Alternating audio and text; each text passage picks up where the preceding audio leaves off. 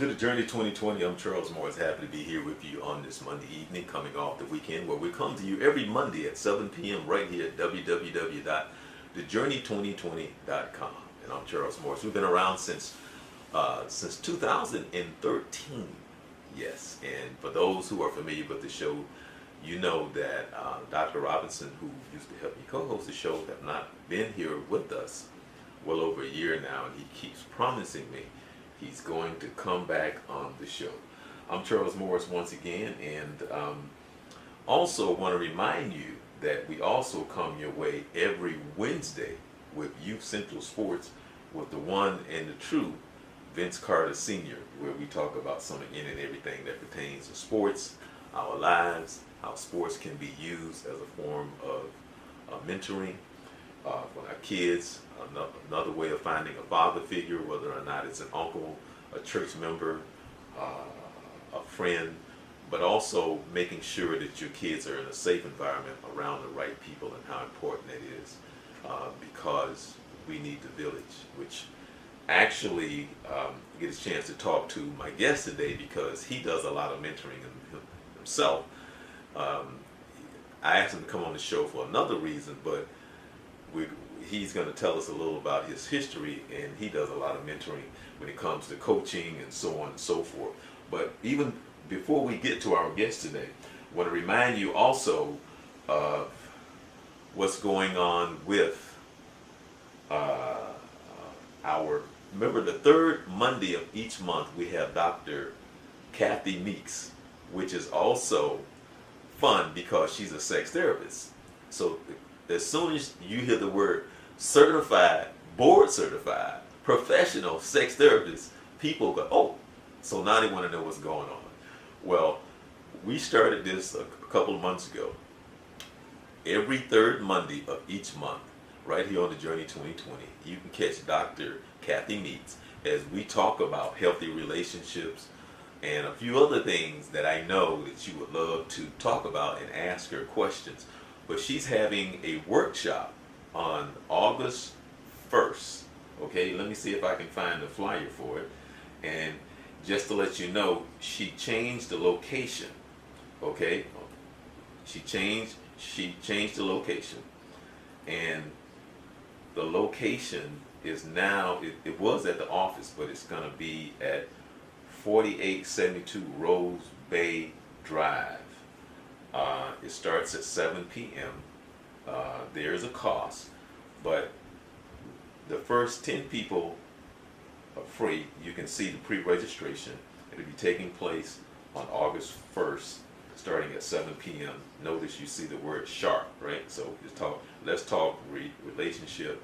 We're going to talk about open intimacy, type of love, the differences in the type of intimacy, so on and so forth. So sign up for that, and we're looking forward to seeing you there at the Let's Talk Relationship Workshop. And also make sure that you join us the third Monday right here at the Journey 2020, right here at www.thejourney2020.com. Now, which takes me now to the one and the only, who I call Mr. Jenkins. How you doing, Ron? Not bad. How about yourself today, Charlie? Good to see you again. Hey, man, thank you so much for taking the time to come on the show. And it's funny, too, because I was talking to you and realized that you were on the show a few years ago. Yes. With Stan, and who else was on the show? Who was your doctor friend, I think. Oh, okay. I'm not sure who else was there. All right. Well, for those out there that don't know, and so I'm going to tell you, on this show I always talk about Pastor Jenkins. And y'all don't know it, but Ron is Pastor's brother. Older brother. Oh, I'm the true one. No, he said older brother. Gotta clarify that. You know what's funny though? It's funny because every time Pastor Jenkins be telling childhood stories, you don't know it, but I be sitting there watching you because I be wanting to see your response to his stories, because he always tells a story about how he told on everybody. Well, he did. He did. So I be sitting there when you be telling the story. I turn around and I look at you, but you have no expression when you be telling the story. Well, see, a lot of times, like when I was finished high school, so I went into the military. Okay. And so he was just a little infant then. So okay. I used to have to just babysit him. And when I came back, he was about 3 or 4 years old. Which okay. He was a bad little boy. But my military training, I wouldn't have it. So the rest of them would let him get away with stuff, not me. I had to put him on the carpet. That is funny, but you know, because he always had these stories, you know, especially when you come from because he always talk about coming from, you know, the South and being from Georgia and in the country and what it was like. But I just love that story when he talked about, you know, I'm just in my calling because I told everything. I told, boy, with mom, I was like, he boy. Just told everything, right, everybody. You know, and protect yourself, though. You know, I had my youngest sister, who was 3 years older than me, was like mom's pet. And she was just, I mean, she told everything. It's like my mom walked through the door, she had a notepad.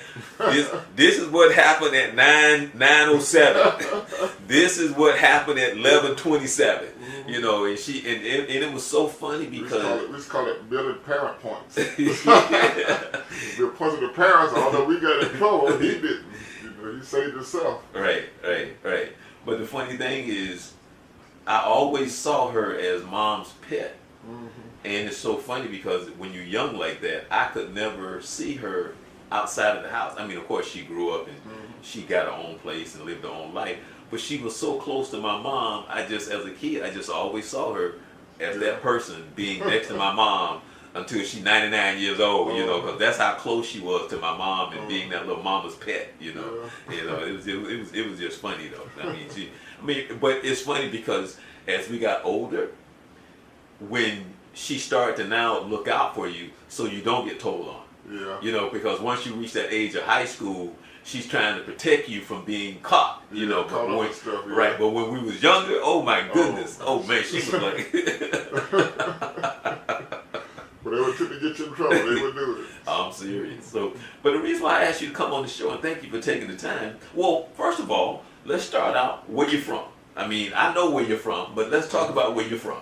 Okay, I was born in Georgia, a little town called Georgetown. Okay. And we moved to Florida when I was 6 years old here in Winter Garden. So we raised here until I went in the military when I was 19 years old. Okay. So, and once I finished 4 years in the military, I came back and decided to live here. So I just started living in Orlando, and I've been here ever since. Okay. Yeah. Okay. Now, as a little kid growing up, what was it like, Georgia versus Florida? Well, the people are different. In Georgia, everybody is more respectful and friendly toward each other. I mean, you can be driving down the road and you see a car and people come down the one road, they will actually wave at you. Whereas Orlando is such a rat race, nobody really has time to really be like a good neighbor and really help anybody unless you're real close. But as far as you being an outsider looking for respect and relationship from the average person in Atlanta, you're not going to get that because it seems like it's just a busy town. Everybody's just busy trying to do what they need to do. All right. You know. Okay. But in Georgia, everybody's almost pretty much self-sufficient. We eat a lot of homegrown vegetables. We had farm. We lived on a farm. We had gardens and stuff like that. We had animals and stuff like that. So we really raised, you know, to be self-sufficient. Right. Yeah. Well. The funny thing is,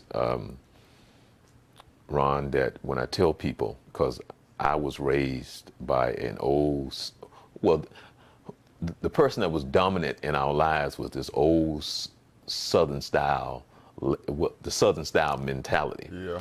Okay. The village mentality. But because she was from this small town called Perry, Florida, which is up there by Tallahassee. Yeah. And she stood about 4'11", but her personality, she was about 7'5". Seriously, Yeah. seriously. I know those types. Right. I know those types. So she was very dominant. She raised my mother. She was my mother's aunt, so she was my great aunt. And my mother died. My mother's mother died when she was very young. So she raised my mother and her sister. And so she was the cornerstone of us. And people don't know this, but where we lived, we moved from the house when I was 10. But if I was to get in the car and drive downtown to Jacksonville, everybody know that Blue Bridge there by Jacksonville, okay? I could get in the car right now from the street that we lived on and drive downtown. It would take me about 4 to 5 minutes. And we had chickens. And every morning she'll tell you to go out and get me some eggs, get you some eggs. We had a nice garden. So between learning how to have a garden, from corn to carrots to peanuts to beans to collard greens and shelling peas, those things that you had, and we had this big pecan tree in the you know, so that's how, you know, but people would never know that, you know. And even when we moved from there when I was 10, we still had a chicken coop. She just made sure she had a chicken coop. And sometimes they would go out there and kill her chickens. She would just go to the market and get us some more little bitties. And before you knew it, we have a whole bunch of chickens. She always had a rooster, you know, and blah, blah, blah, blah. But didn't grow up in the country, but kind of lived the country life, whether or not it was, which I could never do, and I don't know, maybe you could do it. They used to have to call my cousin over to wring the neck of that chicken. I just couldn't do it, man. Ron, I didn't have the heart. You know, right? I couldn't do it. I tried. I grabbed it, and I just felt so bad for the chicken. You know, I'm a little kid, and my cousin, give me that chicken. Yeah. Have to wring his neck off and let it flop around to the back. Right, and then you of course, you just cut them and you put them out and plug them, and all that other stuff. And I can remember them bringing this big turtle, and they gutting the turtle. That turtle stuck his head out in the bathtub, and so you know, with the blood, you know, all that stuff. You know, gopher it out. And she loved, you know. And there's a story that I tell. I mean, we're going to get to your story, but I got to share this with you, and this is a true story. I would never lie on my aunt, okay? Because when you get older, you start to process stuff. Yeah. When you're young and you're living through it, but this is a true story, okay? She would go to Perry every so often, because that was my mom's side of the family. They all was from Perry. My 4 siblings, my mother's first 4 kids, they all was born in Perry. Then she got a divorce from her husband and moved to Florida. Then I was the 5th child. All right, I mean, moved to Jacksonville. I was the 5th child, but the other 4 was in Perry. So they would go to Perry now and then. They would take these trips, and my aunt would always leave and would get to Perry always about 1:30 to 2 in the morning. Never got there any earlier than 1:30 to 2 in the morning. So we're all little kids, you know, back then, you didn't wear seatbelts. Everybody, all us cramped back there in the back seat. And, you know, you little kid, you like 5 years old, you're riding. And Ron, I'm not going to lie to you. My aunt hit a coon every trip. Now, mind you, she already got the newspaper in the trunk. So she hit the coon, and the coon is served on Sunday. Now, Ron, I've been driving there since I was 16 years old. I have yet to hit a coon. To this day, I'm still trying to process how you hit a coon every trip. Let alone you already done put the newspaper in the trunk of the car, knowing you're going to Perry to hit a coon. Yep, that's good meat. That is good meat. I'm not making that up. I know what you're talking about, yeah. I'm still trying to figure out how you hit a coon every trip. I'm serious. That's what I said. She knew the time factor. She knew the time factor. They feed at night. Hey, I'm guessing that she must have you know how we have like radar detectors? Yeah. I think she had a coon detector. A coon detector. She just had the root. She had to figure it out. She had to figure it out. Yeah, so. But anyway, once again, I want to thank you for coming on the show. This is Journey 2020, and we have Ron Jenkins. And today we asked Ron to come on the show because, first of all, I want to thank you for your service. Okay, you're a Vietnam veteran, all right? And so as Ron was helping me around the house, Ron was helping me do some stuff around the house. He's sitting there and he's talking, and he's telling me these stories. And I said, I got to have you come on the show. And so you said at the age of 19 that you went into the service. Well, actually, go ahead, answer that. Yeah, on the show. That's okay. No. But want to say, how did you end up going into? Were you drafted? Was that a purpose? Was that on purpose? How did that happen? Well, see, back during that time in the '60s, young men had mostly where I live 3 options. One, you can go to college, and if you went to college and maintain a B average, you were deferred from the military. Or you can join the service and do your time, which was back then was 2 years. Or you can stay in winter guard and what we call picking orders or do labor work, which I couldn't see doing. Okay. So I went to college for the first year when I was after I finished high school. I went to college, but I didn't maintain a B average, so they changed my classification to 1A, which means I was eligible for the draft. Okay. I didn't want to be in the Army because everybody I knew went to the Army, and a lot of them went to Germany and stuff like that. I wanted to be in the Marine Corps because I liked the uniform, those dress blues and stuff. Okay. I like that, Plus, I went to talk to a recruiter, and he promised me a good career and told me about the Marine Corps, and I liked it, so I joined. I don't want to cut you off. Go ahead. But I'm going to ask you this question, and then you'll understand when I ask you the question. Back then, what is the conversation about? Were you talking to a white recruiter or a black recruiter? Because how did they talk to you in the sense of you being a young black man, in the sense of trying to convince you to go into the military? What is that conversation like?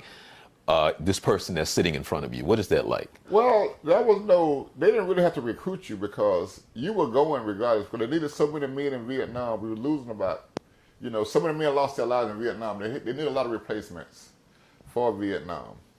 So average young black man, even the young white man, they were eligible to go to the draft. In fact, a lot of guys got caught up in criminal activities that were such as, let's say, for instance, if you was given 5 years for a robbery, they would give you the option of you go spend 2 years in the military, go to Vietnam, come out and get honorable discharge, and that charge would be closed. Oh, wow. Okay. A lot of guys took that, but a lot of guys, it was a death sentence because a lot of them got killed over that. But that was the mentality back then, If you was a young male, black or white, you were eligible to go to Vietnam. If you was rich, then like people like Donald Trump, they got deferred. But if you was an average young guy, you was going regardless, And when I talked to the Marine Corps recruiter, he said, well, there's only 3 types of Marines. The ones that are going to Vietnam, the one that in Vietnam, the one that's coming back from Vietnam. And so it was a nightly news thing to see the news. Every night they had the news on how many men got killed in Vietnam. They would show pictures of sometimes the battles and everything. And it kept America fascinated. It kept them kind of divisive too, because some people didn't want to be a part of the war, and then you had some that did, Well, because I was never in the military. I've had 2 uncles that retired Army. I think they spent like 30 years. One retired as a lieutenant colonel, and one retired as a full-fledged colonel. And they had a good career back then. Yeah. Yeah. So the one that's retired as a lieutenant colonel, he passed away about 4 years ago, and the one that's the full-fledged colonel, he now lives in North North Carolina. I'm hoping to go see him within the next month or two. I just missed him. I was supposed to go to a family reunion and I wasn't able to make it. But yeah, he retired as a full-fledged colonel, and That's good. the one thing about him, and I didn't want to talk about it now, but I go ahead and say it. But for years and years, it's a known fact that he will not watch a war movie. Okay, he will not watch a war movie. Okay, now I never really. I mean, he kind of talked about it for a minute, for a quick second, but I never got into an in-depth conversation of the things that he had gone through. Experience and stuff. Right, but he would not watch a war movie. The uncle that retired as a lieutenant colonel, I've told on this show on several occasions because I've had his wife on. His wife is like, my aunt is like maybe 92, 93 years old. She tells the story of his service. She tells the story of them capturing the enemy, of those who have captured were able to come through the front door and eat, where they have to go into the back and be given bag lunches. She tells that story. She tells the story of, and everybody know that the story because he told it because he got shot in the ankle when he was at war. But the reason why he tells the story is because he moved his head and switched positions. As soon as he switched position, his head was here. I mean, his head was here. He switched position, and right where his head was, now his ankle, his feet, and that's when he got shot in the ankle. So if he had stayed in that position that he was in, he would have got shot in the head. So that's the story of, he tells that story. But I wanted to talk about. Yeah, it's one thing about a war. I mean, you have so many ways you could get killed, and you think about all the time that you could have been killed, and all the close calls you had to be killed, that nobody can really relate to what you go through, Right, and that's why I asked you to come on the show to just kind of give a feel of your experience and what that was like from the start. For an example, when you went to boot camp, what was that like? Well, boot camp was hardcore. They teach you, they remold you. They take away everything that you're used to. Like I said, they cut everybody's hair off to make everybody the same. Everybody had to wear this top button up. They just destroy you and build you back up. They want to make you into a professional killer. Everything you learn about being a good guy, they take that away. You can't be soft. You got to be hardcore killer. That's what they hop on. Being a hardcore killer. That's what they want you to be. Especially in the Marine Corps. I don't know about the Army, but in the Marine Corps, that's what they want. And they show you a lot of movies about war. They show you a lot of the weapons. So it's always about combat. Okay, now I don't want to cut you off, but I gotta ask the question. Okay, and then when I ask the question, you know why I'm asking the question. Okay. Everybody not meant to be a hardcore this or that. A lot of us are mama boys, and a lot of us are pushed into a position where we end up in the Army and the Marines, and now they're trying to train you to be this. What was it like for that mama's boy that you knew was away from his mama, dealing with this sergeant or whoever it is that's just trying to mold and shape him? Please explain the best way you can those guys that you knew was totally out of their environment and they was definitely in the wrong place. They have what they call a motivation platoon. Okay. If you can't hack the regular platoon that you're in training, they send you what they call a motivation platoon. Okay. That's where they got a certain amount of drill instructors that stay in your case and make you do what they want you to do. If they got to get in your face or in your ear for an hour telling you what to do, they will stay there until you do it. It's called motivation. Very seldom, wait a minute. I'm sorry. It's called motivation. Yeah, motivation. But what is it? It's called motivation, but no, I'm just messing with you. They motivate you to do what they want you to do. They will motivate you. I know one time this one guy, he was told to step out of line because he was acting funny in the child line. He looked at the drill instructor like, "Were you talking to me?" He said, "Yeah, get out of line and come over here." And he wouldn't do it. Next thing you know, here come 2 more drill instructors. They grab him and take him behind the building with these Quonset huts, the metal Quonset huts. And all we heard was boom, bam, boom, when he thrown him up against the wall.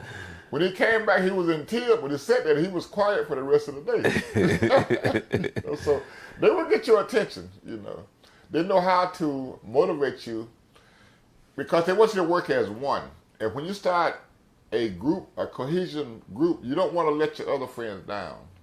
And when you get to combat, that's what you see. You will put yourself in a line to protect somebody else because that's the way you're trained to do. It's everybody helping everybody else, We don't worry about mom and apple pie and Chevrolets and stuff. It's about the guy next to you. Because you got to save his life, he's got to save your life. And that's all that counts.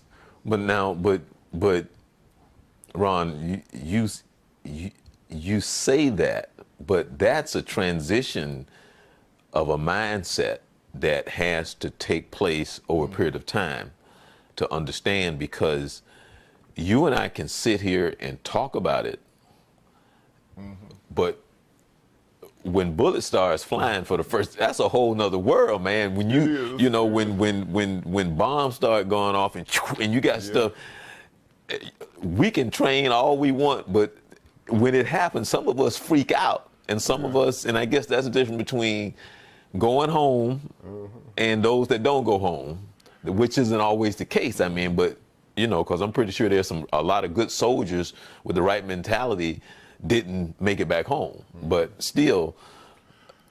Well, in training, you overcome the obstacles. Like a lot of the training you go through, if guys can't hack it at first, they give them a couple of times to go through it. If not, then either reclassify them or they send them home. I think out of about 6 to 8 guys in our platoon, only 3 didn't make it through boot camp. The rest did. Some of them got different MOSs, but most of them wound up going to combat in Vietnam because that's what he was needed at.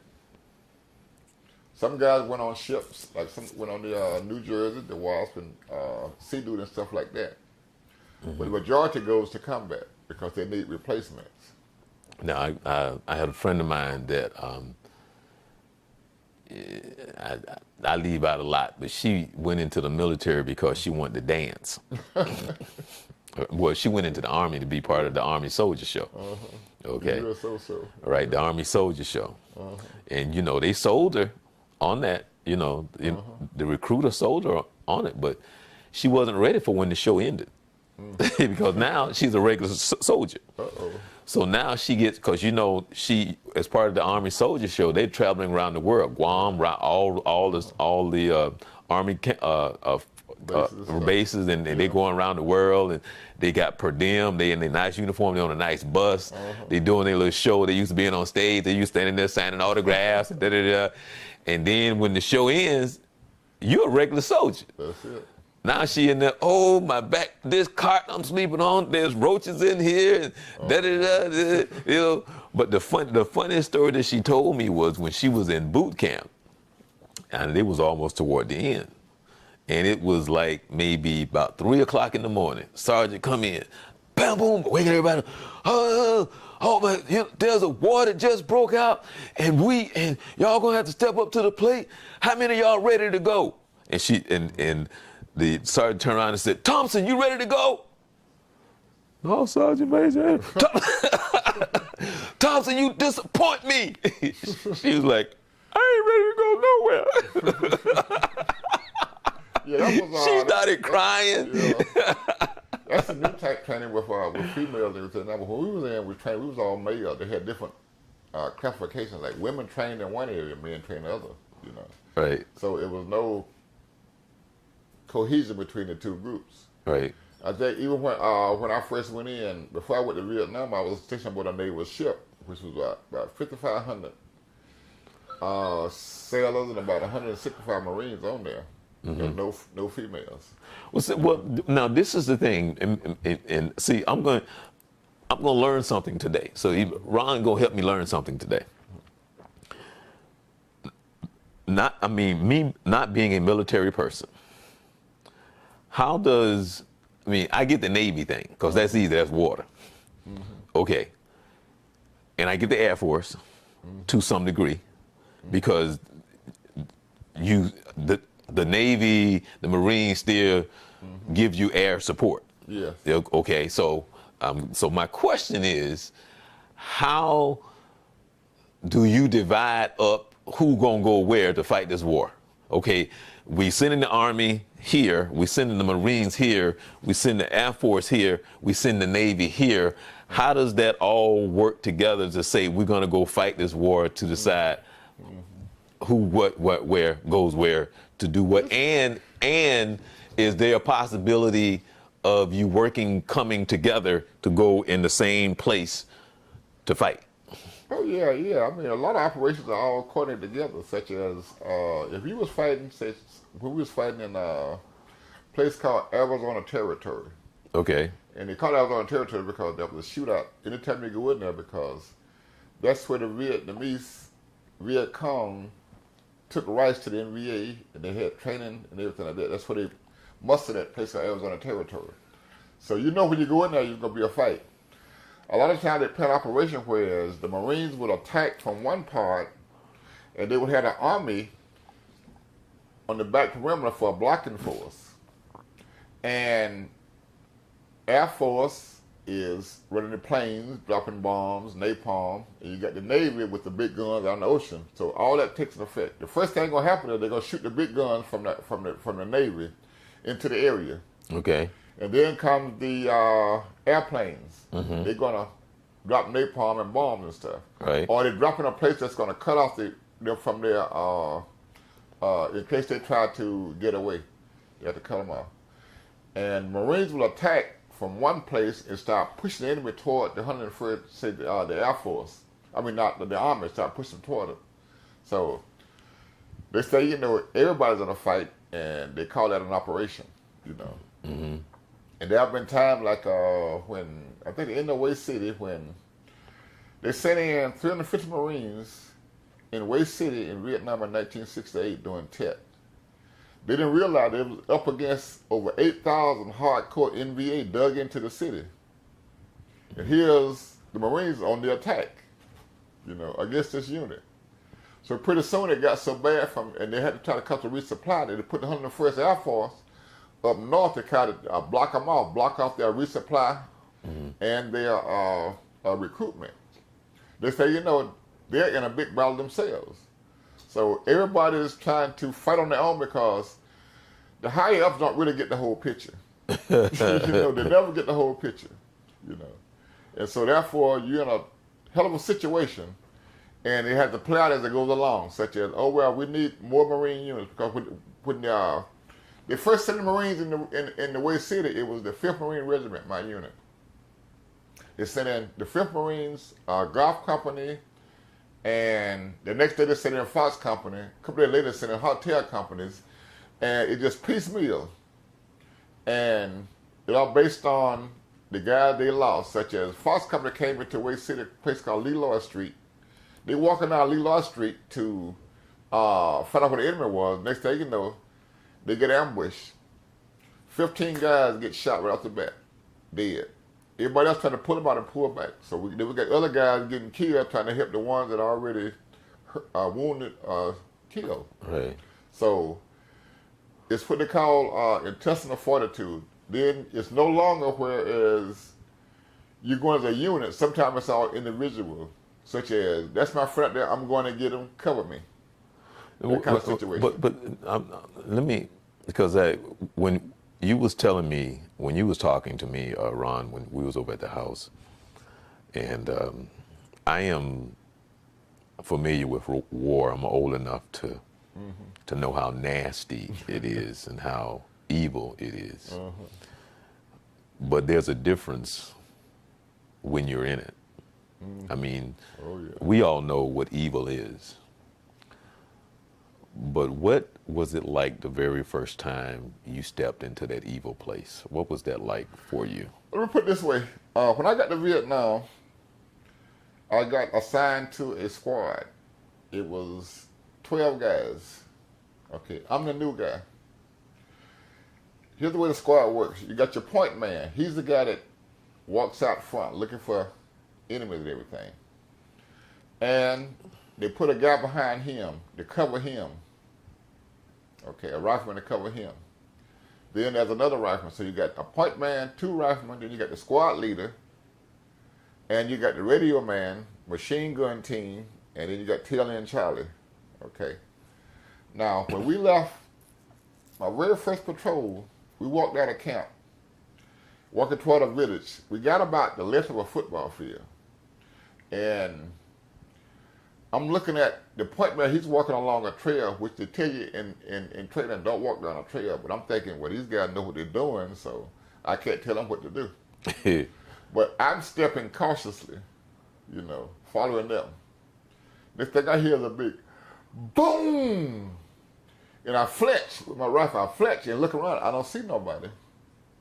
And I hear the squad leader's name was Sherman. He started yelling, "Oh, I'm hit, I'm hurt, you know." And I'm still looking around, like, because I don't know what's going on. Right. You know. So the point man come back, he said, "Stay down here and watch that way." So I get down on my on one knee and I start watching out while they come back to help Sherman out. The squad leader got the trip the booby truck. It was an 82 mortar round. Mm-hmm. And called a helicopter and everything. And while all this is going on, they're taking care of him, calling helicopters. I'm out here watching. I'm thinking, this is my very first patrol, and I got 12 more months of this? My goodness. Wow. So it was kind of traumatic, but it taught me that once, about a month later when I got my squad, no, we ain't walking on no trails. Right. We're going to walk through the mud. We ain't walking on a rice paddy day. So I was totally cautious, you know. And throughout the whole trial I was there, had a squad and everything. I only lost one man on a patrol that I set up. The worst thing about it was, 6 months into the bush, they try to break into the rear to give you like a little rest and relaxation from it. So your bush time is up. So I left my squad that morning. They had to go out on operation. They left me there. They tell me, "Oh yeah, you're gonna be on Remington Radio, which means I'm gonna work on a typewriter. I'm not in the bush no more. Oh yeah, you're gonna have all the good hot food and everything." You know, they was teasing me. You know, I'm out of the bush now. My time is up, and I'm happy too. Mm-hmm. They went out. They had 2 tanks on a mission, going to a place they call Dodge City. Right. It's another high priority area. One of the tanks tripped a box mine and blew. My squad was behind the tank, and it blew the machine gunner's both his legs off. A new black guy had been there about 3 weeks, who was a happy-go-lucky type guy. He was just happy-go-lucky because he was in a dorm or something. He was with a school or something. A piece of shrapnel hit underneath his helmet into the back of his head, into his brain, and killed him instantly. My point man, who we call Buck, he was a Spanish guy, he got hit with a piece of shrapnel underneath his flak jacket in the stomach that killed him. So out of my squad, I lost 6 of my guys. And next thing you know, here come the whole unit come back in because they had lost too many guys to continue the operation. And I was sitting there watching when they come in, they was all looking sad, and I was sad too. And I said, "Well, who got it? Who got it?" They started telling me who got it. And these are guys I had been training with for 6 months. Mm-hmm. My squad, but they were gone, you know. So it's like a great loss, and there was nothing I could do about it. But let me ask you this right here. Now I'm going to, as you sit and you talk about this,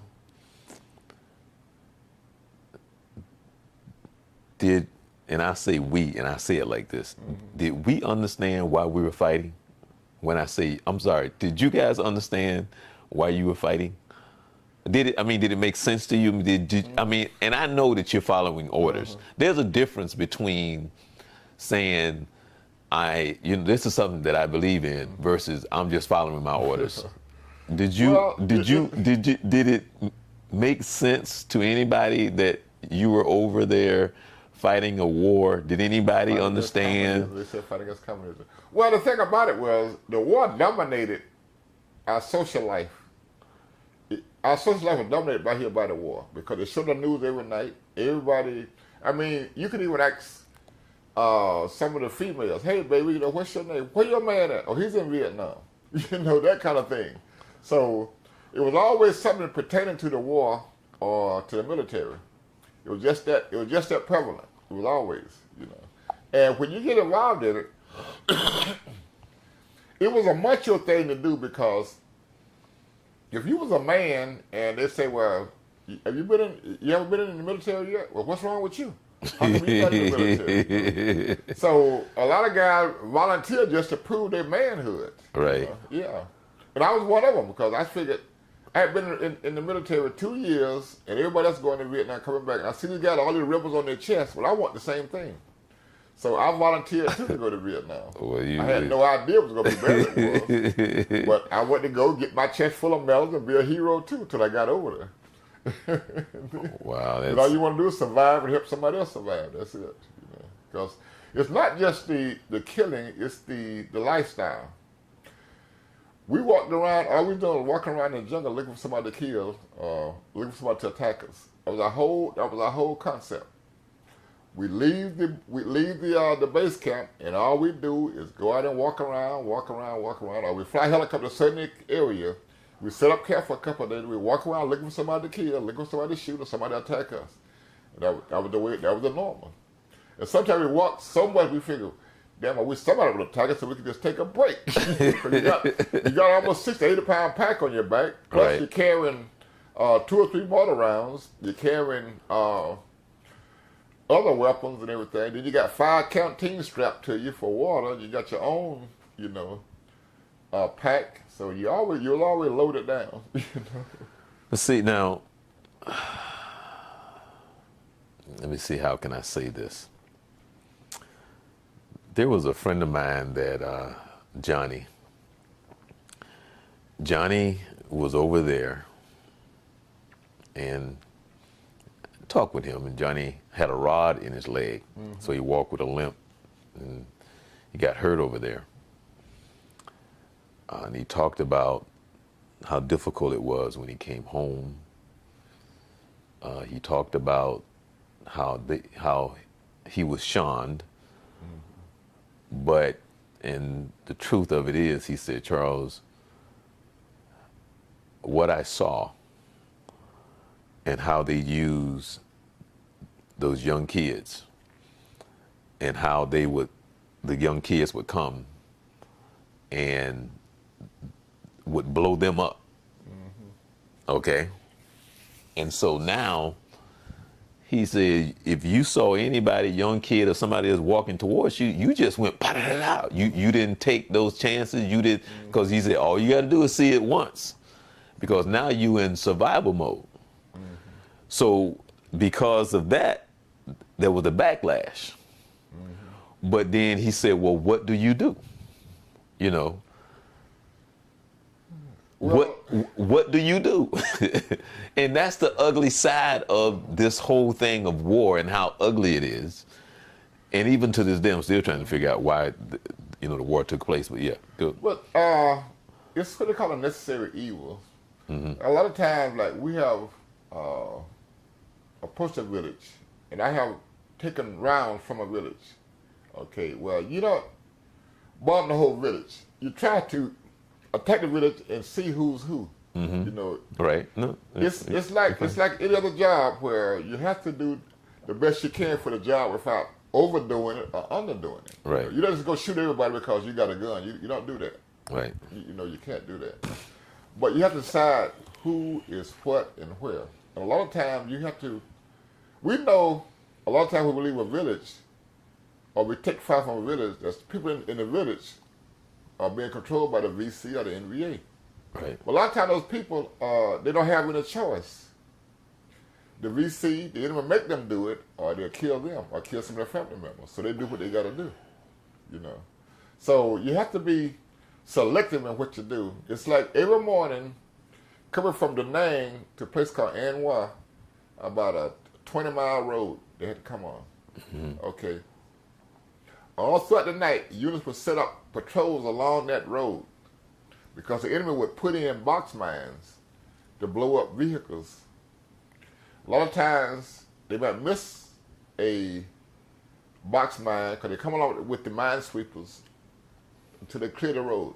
And sometimes they might miss one. All of a sudden, you hear a big boom, and there goes an American vehicle blowing up, or behind the military vehicles or the civilian vehicles going to An Hoa, coming from Da Nang to An Hoa, loaded with people, products, and stuff like that. Those get blown up. And there's nothing worse than seeing a whole bunch of bodies with women, children, old men blown up, because of a box mine. Well, I don't know if I should even ask you what is that like. I don't know if and I don't mean it because I mean life is real, war is real. I mean the realization of what it is. It's nothing pretty. It's nothing to write home about and be like you're having a good time. It's life or death. War. Right. I mean it's war. Now you was telling me here you are you got bullets flying past your head. You was telling me that story. You got bullets flying past your head. You look and to your right or to the left, somebody's just been shot and killed. Somebody over here is wounded, but you got to keep moving forward. Kind of explain what that is like. Well, it's called taking the objective. Okay. Now, if you're on a patrol such as I've had as low as 4 men in my squad and as many as 17 in my squad. On average, you get about 7 or 8 guys in your squad. Okay, those are guys that you control on the attack. Okay. Now, if the machine gunner gets wounded, okay, that machine gun is a very important weapon. His assistant gunner, somebody else got to get that machine gun and put it to work. But most likely, when that machine gun starts shooting, the enemy want to aim in on that machine gun because they can do a lot of damage. Or I carried the 2.5 rocket launchers, which we found in the mountains. We found to caves and stuff like that, or fortified positions. Those are guys that all of a sudden, next thing you know, you got to shoot and then move, because if you shoot and stay there, they're going to aim in on you. And a lot of times you can say, well, I got to move over that position over there. I don't want to move. I feel safe right here. But when you move over there, all of a sudden, like, once I moved to a position that I really didn't want to move to, but where I moved to, where I just left from, all of a sudden it goes, boom! Right. They blew it up. Right. So then I did move. Okay. So, I mean, it's all kind of ways you can be killed, And one of the, people don't really believe this, but we chased some enemy one night through a village. And once they went through the village, they hit a graveyard. And past the graveyard was a tree line. Well, by the time we got to the graveyard, they had gone to the tree line and started opening up on us. So we getting down and trying to return fire. All of a sudden I hear this bing, bing above my head, like it hit something above my head and the bullet come down right in front of me. I look up, and by the time another bullet hit just a little bit below that one, it hit right in front of me. It's like I see my whole life up on that headstone, and I'm down in the grave, look up at my headstone. All right. Okay. With all the bullets flying, I jump up and go running across the field to get away from that tombstone. Now, I could have been shot, but to me, I was not going to be shot by that tombstone.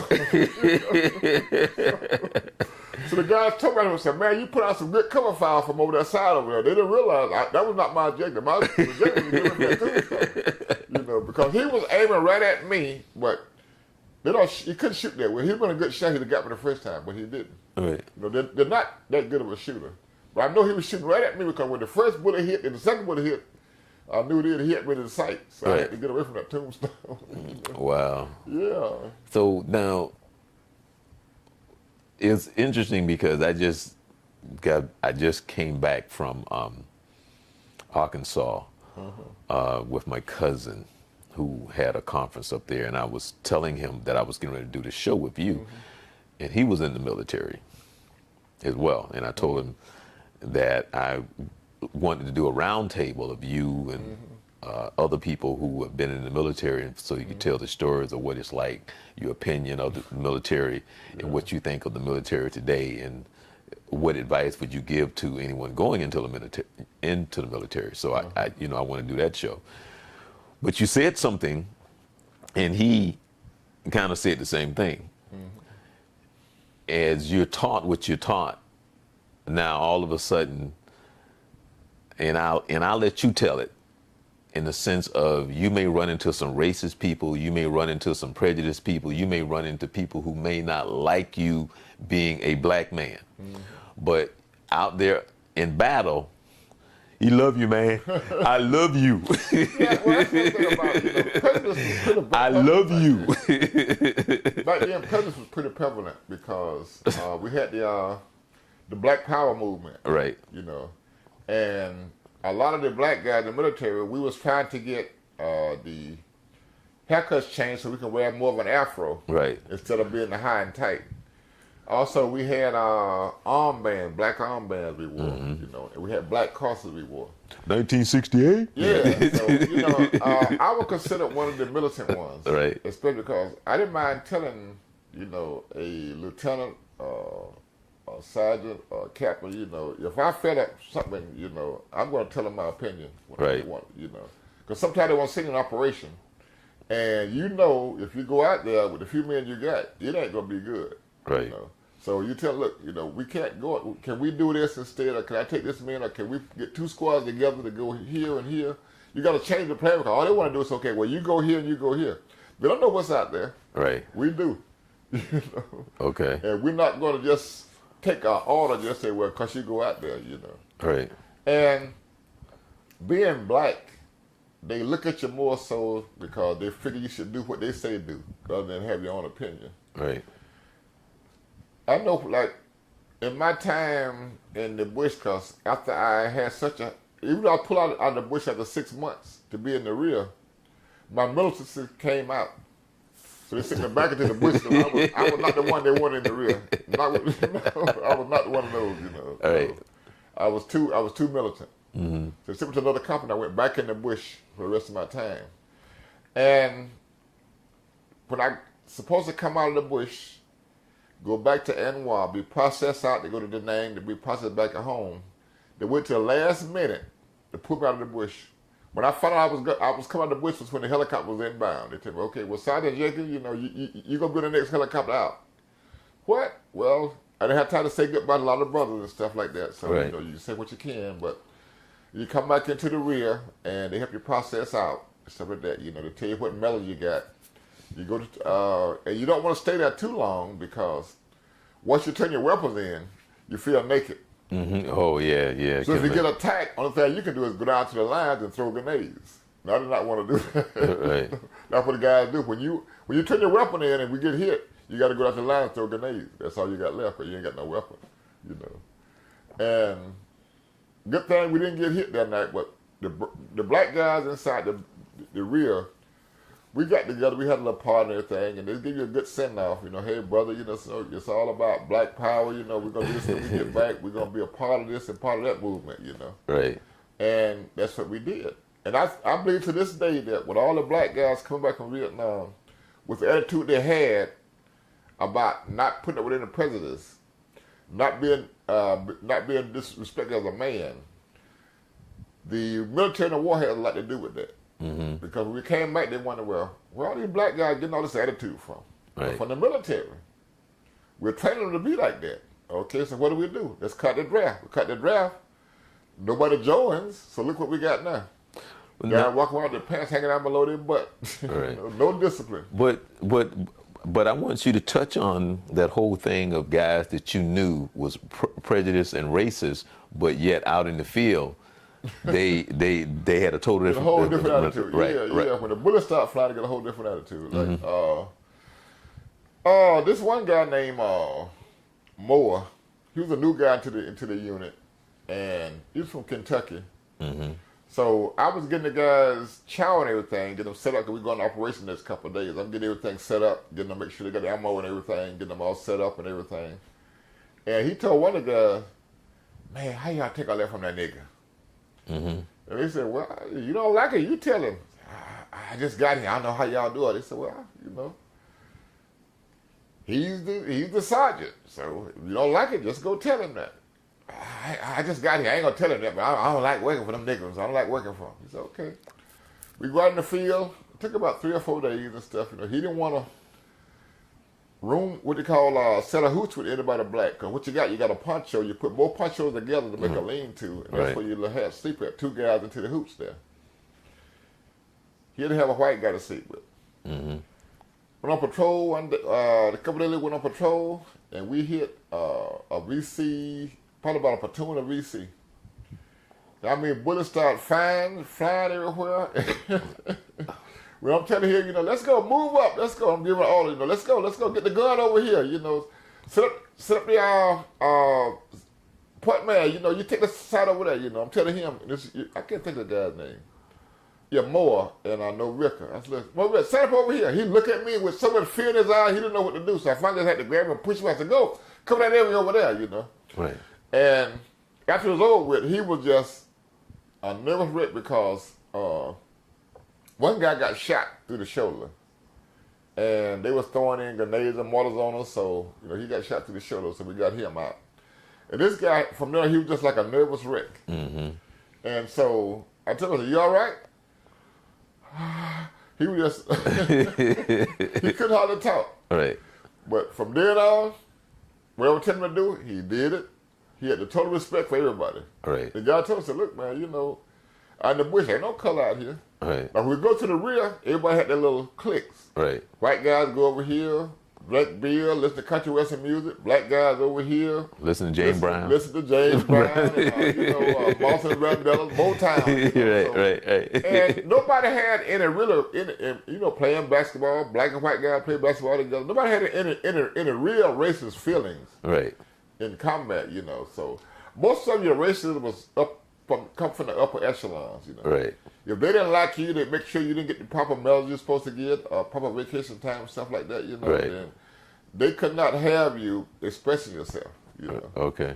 I look at some of my papers now I kept, and they said, some of the captains that I have worked under says, this man is a good Marine and blah, blah, blah, blah, blah. But it says, I do not recommend him for the next promotion. You know. Right. So I didn't know that back then because I didn't see my paperwork. But I see now that that's what it was. You know, I made sergeant in less than a little over 18 months. I made sergeant. Well, because I wanted to ask you, what was that like? Because you're coming in then as you go higher in rank. How was that for you? And how did you feel about that? I mean, what was that experience like? I mean, as far as gaining rank? Yeah, is you know, internally, how did that make you feel about yourself?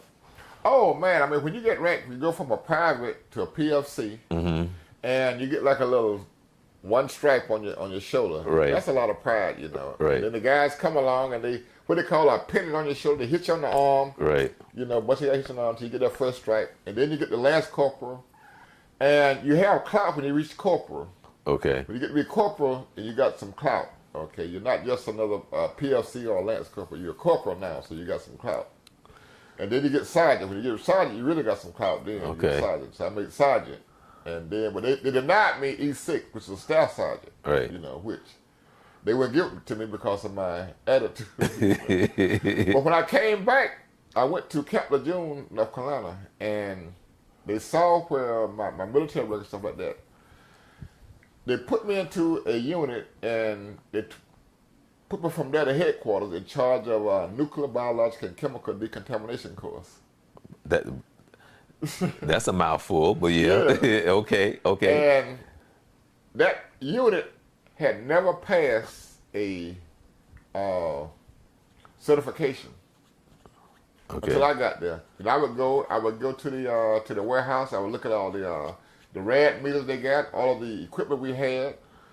I would figure out how many people we had per unit and who needed the equipment and what to do. I would set up training areas such as what to do in case of a nuclear attack and stuff like that. Mm-hmm. I didn't make a lot of friends because they didn't want to be going through that, but hey, I put it all together. and I got a commendation for it, because it passed the muster, So I knew then, I said, man, I'm going to get E5, E6 out of this, but it didn't happen because I worked for a president's captain. Now, we were talking and just asking you, wanted to ask you about women on the front line. And we had a pretty good conversation about it. We had a pretty good conversation about it. And you gave some very good points of your point of view. And I just want you to briefly, first, let's just hear, because I had a couple of friends that I asked. And actually there was one particular person, and I could not catch up with that sister.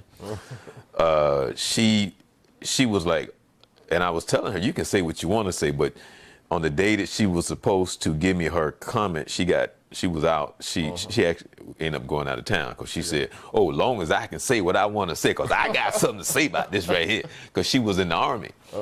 So I don't know what she was gonna say, but she was like, "I got something to say." But she, so I never could catch up with her. But she definitely, I definitely want to talk about that.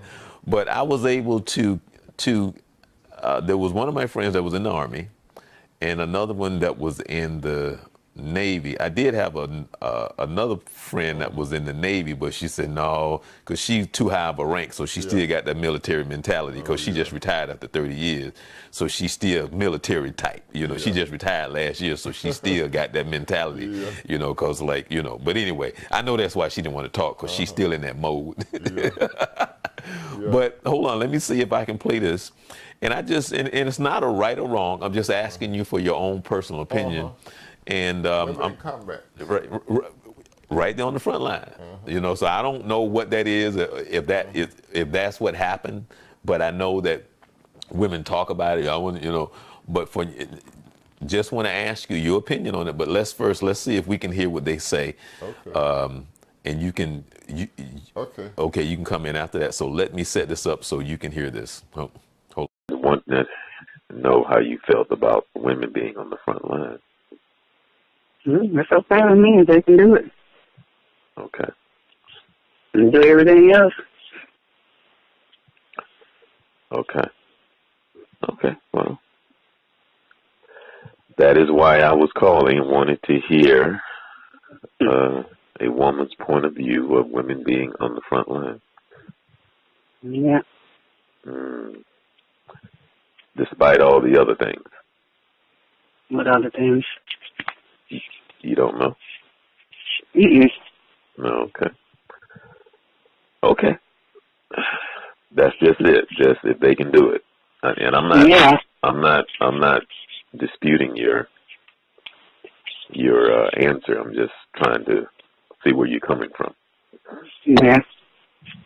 I mean, that's not for everybody, but if you can do it, why not?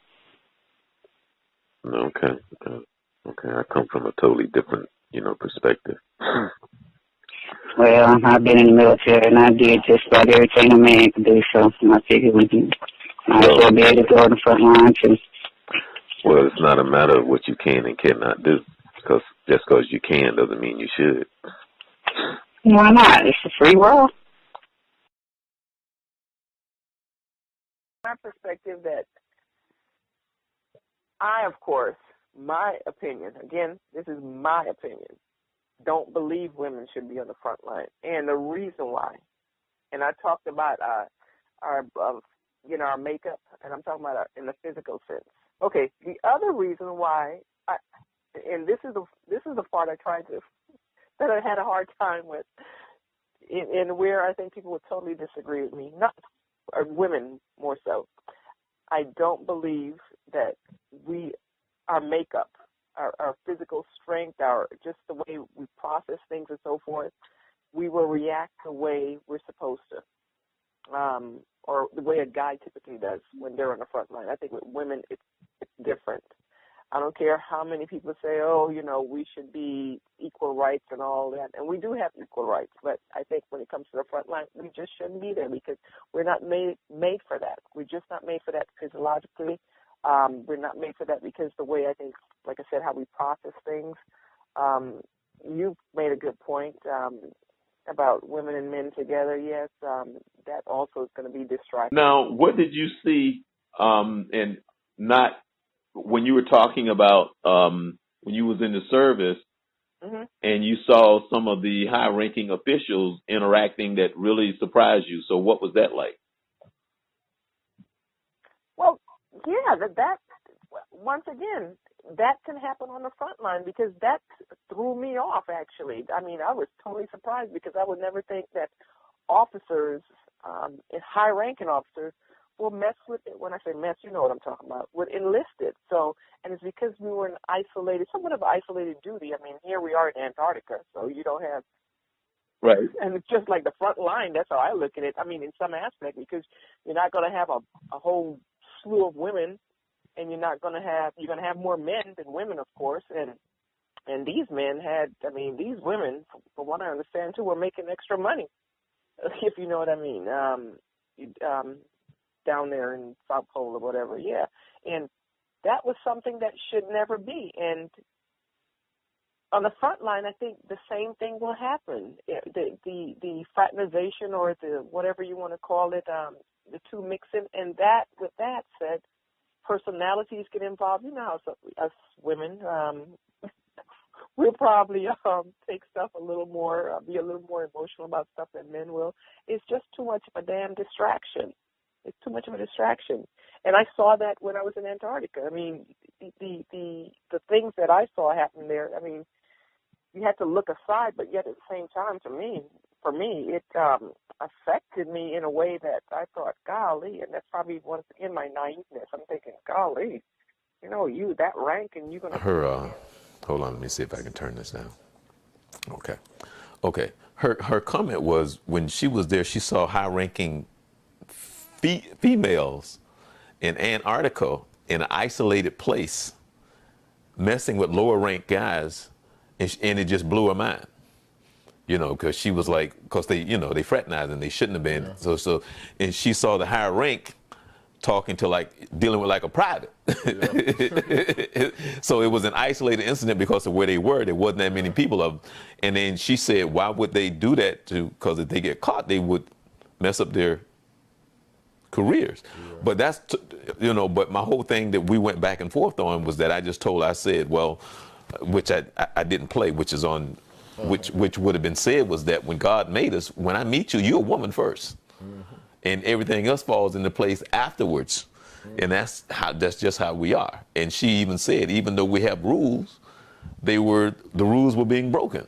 Mm-hmm. Now, I just ask you, one said, well, as long as you can do it, I don't see why not. The other one is saying, I don't think that we should be there.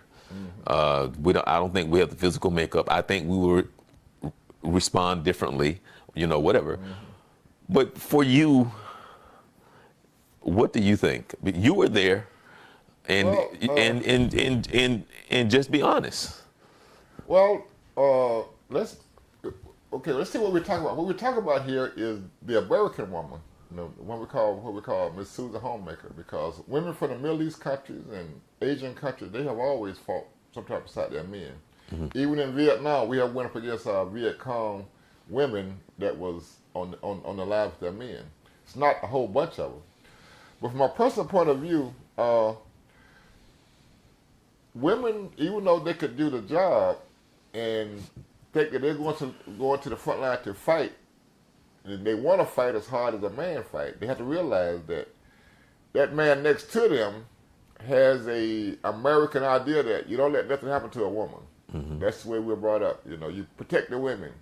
So that kind of scenario would happen under combat conditions, whereas if a woman gets wounded, it's going to be 2 or 3 guys go out their way to try to save her. Basically, you're throwing everything off. Yes. You're going to do something you normally would not do. Yeah. Right, okay, all right. I have seen guys on the advance with me get shot or get wounded, and you ask them, are you okay? Are you hit? And everybody say, yeah, I got a shrapnel in my leg or something like that. Well, shrapnel in the leg is not going to kill him. So you say, okay, well, just, we can try to get a medic up, but you got to keep going because unless you can get rid of the enemy, I know some trying to treat the patient, because when you're in a fight with NBA, they are malicious. There was no all the time running away. Sometimes they fought to the last man, So you have to realize that if women in combat, although women now are in combat, but see, such as in the Afghanistan war, we have women pilots that are actually going bombing runs and actually killing people. They know that when they do a bombing run, somebody's going to die. They accept that. But that's in an airplane. Being on a combat situation on the ground, such as, let's say, for instance, in Vietnam, all you're doing was walking through a jungle. It was a jungle. It was a harsh life. Snakes, tigers, you name it, it was there. Poisonous frog. You had to drink water from a river or a stream. And it was 120 degrees, you was always either hot or it's always raining, You're never really comfortable. So for a woman to be under those conditions, it would be too much for an average woman's body to accept that. So therefore, plus a man, instead of him looking out for himself and for his buddy, he got to look out for her now because he's going to pay attention to this woman, And who knows what kind of feelings he's going to have. Well, maybe during combat or during when we are on a break or something or setting up for the night, maybe he want to sneak into her foxhole, Instead of keeping watching on foxhole, they're doing something else, Or how many women can go onto what they call a listening post, because when you're into an area, you set up for the night. Right. You set out ambushes. You set out listening posts. For people to warn you in case we get attacked, you have a pre-warning before they actually hit the main unit, How many women and men can go out such as on a 2 or 4 man listening post, And hopefully nothing happens. Right. Because they get distracted, they could easily, be killed. A lot of people have happen like that. Guys fall asleep on watch. They say, everybody's throat cut, Wow. And it's happened, yeah. You cannot take a break in a combat situation like Vietnam because the citizens and the combatants, they all look alike. Speak the same language. You really can't tell them apart, so you really don't know who is who. That's why you're always on your guard. A lot of Vietnam veterans come back now cannot be into a crowd of people because they don't know who's who. Well, now my next question that I was going to ask you, because I don't want to keep you here all night, but I was going to ask you, what was it like coming home and now you're a regular person? How do you transform into becoming a regular citizen? Right. You really don't. You don't. I came home in '70 just at a couple of days before New Year's. I got in California, I think about December the 30th, and got to the airport. I had on my uniform, being proud to be an American, got on my Marine Corps uniform. I walked up to the counter fixing to order a sandwich from this waitress, this white waitress. And she looked at me and was really rude, taking my money and things. I got the sandwich and thing. But I said, well, dog, I guess she was racist. She didn't like because I was black. But when I sat down and eat it, this other black couple come over there, civilians, and she was all friendly to them. She was friendly to everybody else, except people in uniform. We was called baby killers. Right. That's what I was talking about earlier. Yeah. Right. So when I got home, I finally got home, and once I got home, took off my uniforms, I never put it back on since. Wow. Because it was so much surrounding, and then people would ask you, what was it like over there during the war? And you say, well, it was a terrible situation. Right. You want to get into talking about it, but then again, they don't want to hear the rest of it. Right. So then you're left stuck like, well, why did you ask me if you don't want to hear it? Well, the truth of it is that it's dirty, it's nasty, it's evil, it's death. It's some of the worst ways to live. Right. And then you live like an animal. Well, the whole point of war is just there's There's nothing nice and kind about it. Babies die, women die, innocent people die.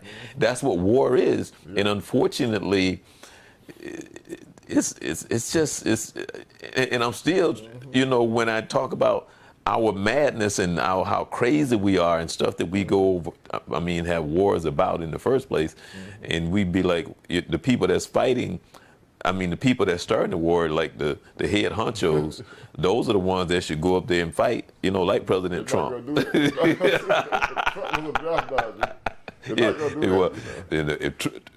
Trust me.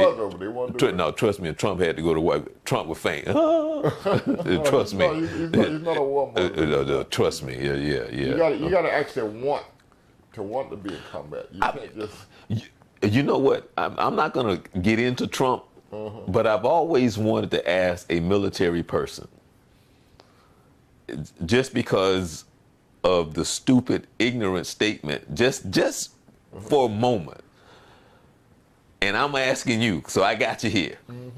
What does somebody like you in your mind immediately think when he says something like, "Well, I know more than generals"? What does no. But for that moment, when those words came out of his mouth, just what went through your head? Seriously. I said, no, he cannot be that stupid. Has no knowledge of combat, war, anything. He said something like that. You know, you really figure out this man is stupid. He has no idea what he's doing. He's a con artist. Right. And it's like with me, I cannot watch a movie with Sylvester Stallone in it because he was another draft dodger. Right. You know, he went to Canada. And then he come out and make a movie about Rambo, which is one of the stupidest movies I want to see about Vietnam, because ain't no one man gonna go over there and do all that. Right. No. You know? But that's the kind of mentality they got. Right. You know? So you look at that and think, you know, this is a disrespect to all fighting men for them to put something like that on there. You know. Right. And one part that got me when he said, "Do we get the win this time?" And I'm thinking, what the hell I mean, do we get the win? We won every battle. Every battle Americans fought in Vietnam, we won. It took a while. We lost a lot of people, but we stayed the course till we won. Right. You know. Like, say, take for instance, Quezon. Quezon, 6,000 Marines were surrounded by over 40,000 NVA up in the mountains. You know, for 77 days. They bombed them, they shelled them, they shot at them, they attacked them. But after 77 days, they pulled away. And we, in turn, closed down the Quezon combat base. 2 weeks later, guess what? They moved right back into the same area. So it wasn't about occupying land like in World War II, where you fought to occupy land. When you got land, you held that land. In Vietnam, it was about body counts. You go to a certain area where they are, you kill a bunch of them, they leave. You have a body count. Okay, we killed over 600 or 700 for this operation. Wow, that's a good operation. You know, we lost 50, 100 guys. Okay, well, it was a good operation. We leave the operation. When we leave that area, they move back in there. You know, so that's where it went. You know. Wow. Okay, it's. I always say, Ron, I think there's something wrong with us as a species, that we exist in our mindsets and the stuff that we do. It's just crazy. And I'm saying, I mean, there's something wrong with us. There's just something wrong with us. When you start talking about war, you're talking about men killing men. One man with a gun against another man with a gun. Right. That's what it boils down to. Right. And that's where they measure the concept of whether they win or lose. Right. You know, they don't care about the buildings they lost or stuff like that. Like when they attacked in World War II, they went through Europe, they tore up towns, they killed people and everything. Well, that's how they measure success. Okay, we took this town, that's our success. We took the next town, that's our success. We went all the way till we got to Hitler in Germany, that's our success. In Vietnam, there was no objective. Wow. The only objective was to see how many you can kill. That was it. That's the only objective. It was all based on body count. You know. Okay. Well, you know, it's funny because I brought you on the show to talk about what we talked about, but then in the beginning of the show, I want you to talk about the fact that you volunteer and you coach. Oh yeah. Yeah, and for some odd reason, I want you to real quickly so I can get you out of here. That you coach basketball and football, and quickly tell us the age group and how often you do that, and what is that like working with the kids? Yeah, well, for me, it's kind of therapeutic because I know over, especially in Vietnam, we have gone to some operations where I have called in airstrikes on certain areas. But when we go look, there are women and kids and children that have been killed. So, I mean, they were non-combatants in a combat situation. Right. You have to look past that. Okay, but now I think about those kids that help me now to say, well, I want to make sure all kids are safe. So that's why I have a thing for volunteering with children now, to help children the best I can, because I have that mentality that with my experience, I coach 13 to 14-year-old boys basketball. I've coached anywhere from 6 on up to 10-year-olds in football. And I try to give the kids the concept that, okay, well, I'm an older person that's helping give you guidance on how to be a good football player. Along with that, also how to be a good person. I tell the guys that it's not just about football, it's about life. Right. You know, what you leave here, what you learn here as a unit with this team, it helps you develop in life a lot further, you know. And a lot of those kids, they love that. I have a lot of parents say, well, I want my kid on your team because, you know, you don't pull no punches, and I don't, you know. Okay. Tell us, listen, you know, I'm not taking your parents' place, but I am an adult. I respect you as a child, you respect me as an adult, and we're gonna make sure we have a winning season. Whether we win or lose, we're gonna have a good time playing, and that's all that counts. You know, somebody's got to win, somebody's got to lose. Right. And they respect it. I don't give them a bunch of, oh yeah, we're gonna win, and you know, you did this and you did that. No, we are a team. I'm not gonna signal you out and say, well, you messed up the game. No, the team messed up the game. If we lose as a team. We win as a team. Right. And I try to teach that concept to be a part of something rather than being an individual. I said, listen, most of your criminals out there now, they're individual criminals. They think about themselves, you know. I said, don't think about it like that. Think of what you can do to help somebody, you know. I said, now you might not be the greatest basketball player, but you can be a good basketball player, you know. If you're a good basketball player going to college, you can help your team. Right. You know. Those are things you got to look at. How to be a productive citizen in life. You know, I said you can't have everything your way, and everything is not going to come your way. Right. Some things are going to come harder. Some things you want to win, you're going to lose. So look at things as positive as you can. You know, and they like those objectives. A lot of parents say, "Well, I want my kid on your, you know, I want you to coach my kid because, like I said, you don't pull no punches. You're a good person to work with.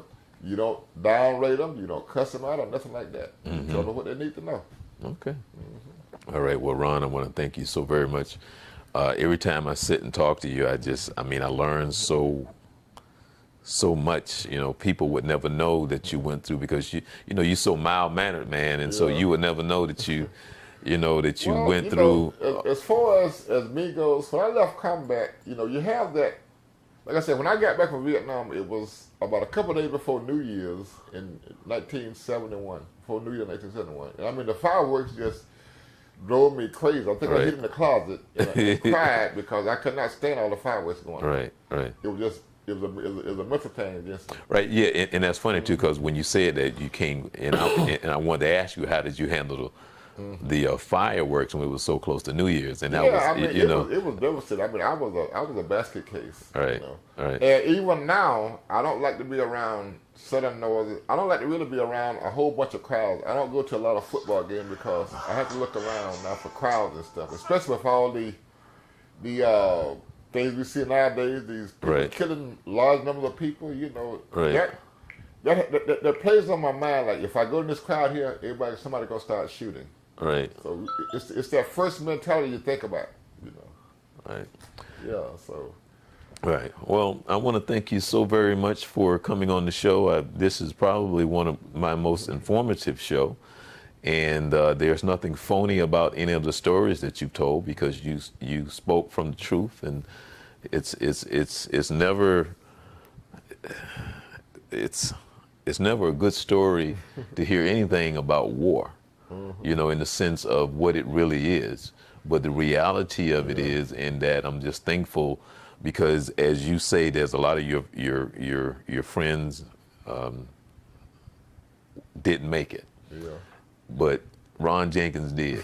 So with all my body parts. yeah, That's the main thing. You actually get used to war. You actually get used to that. And sometimes we're going to come at mission. I would say to myself, well, if I gotta go, just let me get one bullet and be shot. I don't want to be blowed up by a booby trap. So I mean, those kind of mental things you think about. You know, you didn't want to get blowed up because I want my parents to recognize me. If I gotta go, just give me one bullet. Right.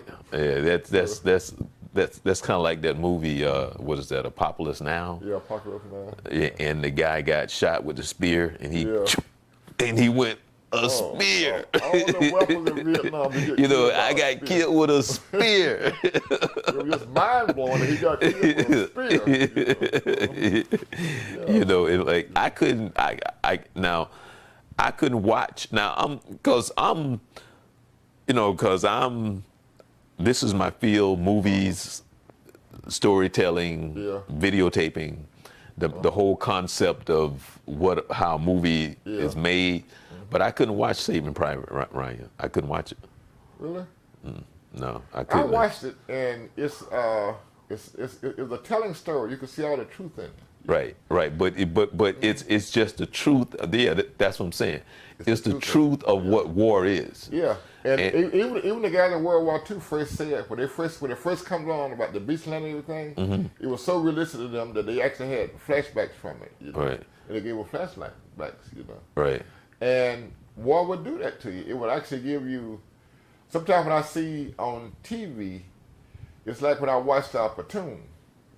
I could watch the movie, but then again, I decipher it because to me, with Platoon, it was a pretty close movie to the reality. Only thing it was the black guys did not get any recognition. They act like they didn't have no knowledge. They depended on the white guys to get everything done, and that's far from the truth. You know, that was 18, 19-year-old black guy leading platoons in Vietnam, leading squads in Vietnam, planning ambush, planning operations because they had that discipline, they had that knowledge, they knew how to do it. Right. And a lot of guys were good at it. So kind of like they had a recon unit, led by a black guy, where everybody cut mohawks in their head, and they would actually go out. 4 or 5 guys would go out for a week or so, see where the enemy are, living among the enemy, and not even being noticed. And they what they call a prison extraction or something to do with finding out what's going on there. And they would actually kill somebody and cut their ear off and just let them know that we were here and you can't find us. Wow. They were just that bold, you know. Wow. And they would have dogs and all kinds of units looking for them. But they couldn't find them. They were just that good. A lot of guys knew how to be good, especially black guys, white guys. They knew how to be good in a jungle war. Right. You know, so. Yeah, well, again, Ron, I want to thank you so very much for taking the time to come on the show. This is probably one of my most informative shows that I've been doing since I've been doing the show since 2013. And I know that's a good show. But I'm just saying, you making it a real deal. This is real, and it's for some people it may be hard to listen to, hard to come into the realization of what war really is and who we really are. This country, the world itself wars is just not a nice thing, and usually when it ends for whatever reason it started, is it worth it? If somebody, but anyway, that's another show. That's another show. Well, I'm at the point now where I can talk a lot about combat because I feel proud of what I did. I have no repercussions of, say, like the Middle East incident where you actually go there and kill a bunch of civilians. I don't have those kind of memories where I did something like that. No, it was not like that. The non-combatants were killed was in a non-combat. It was in a combat situation. So I can't feel bad about that because for the ones that we killed could have been killing more Americans. So you have to weigh it on both factors. Right. And somebody did. I'm going to go ahead and close the show out. But somebody did educate me on something. We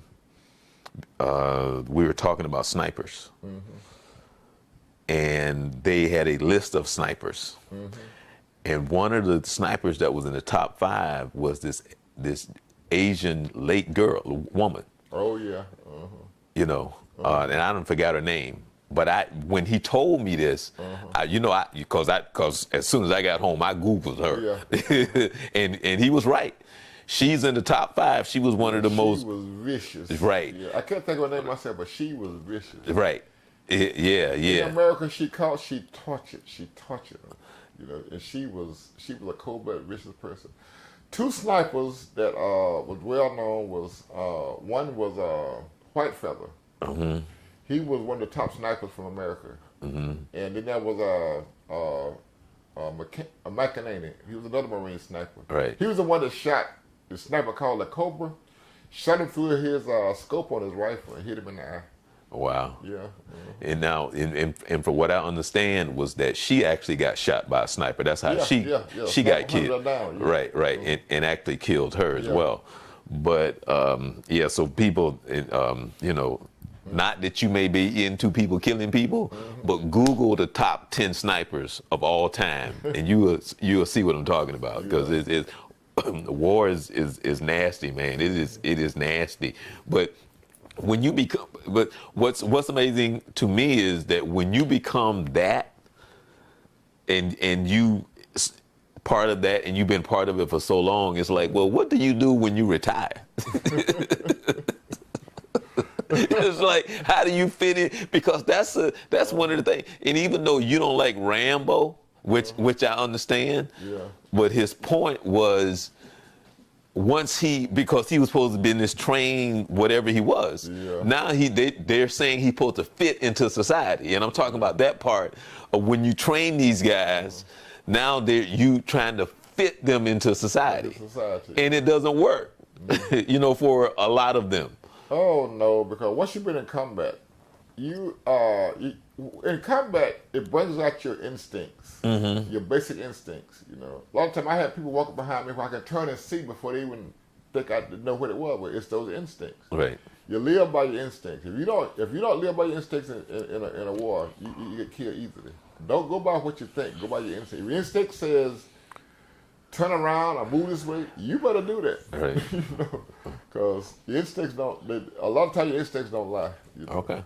All right. Well, again, it's like it's like an animal. Sometimes you see an animal drinking water and allow her to sneak up, also they get hold it up and run. Right. That's those instincts. Right. Right. When you're in a war zone, especially like Vietnam in the jungle, you develop those instincts. Even now, like I can't stand a lot of loud noise because it goes against my instincts. Right. A whole lot of loud noises and things like that. It's not a normal situation for me. Okay. Yeah. Well, I can understand that, because when instincts take over, that's, God gave us that, so you better listen to the right thing. That's it. And again, we want to thank Ron for coming on the show, and my pleasure. And again, thank him for his service, and man, oh wow, I probably can sit here and talk to him for another hour. But with that being said, this is the Journey 2020, where we come to you every Monday at 7 p.m. at www.journey2020.com. And if you guys if you want to, I should have had an interaction on Facebook and some other things. But if you want to ask him questions, you can text. The information is there for you to text, perhaps we can have you back on the show, Ron. So that sounds good. With that being said, remember coming up on August the 1st here with Dr. Kathy Meeks. She is going to have her Let's Talk relationship, and like I said, the third Monday of every month, she's right here on the Journey 2020. So you make sure that you sign up for that workshop. It's going to be something that I think we all will enjoy. That's coming up on August 1st. Right here, you see the information. So make sure that you sign up for that. And with that being said, I'm Charles Morris, and I'm so happy that you're with us and that you join us every Monday. And with that being said, I'm saying, be blessed. Enjoy the rest of your week.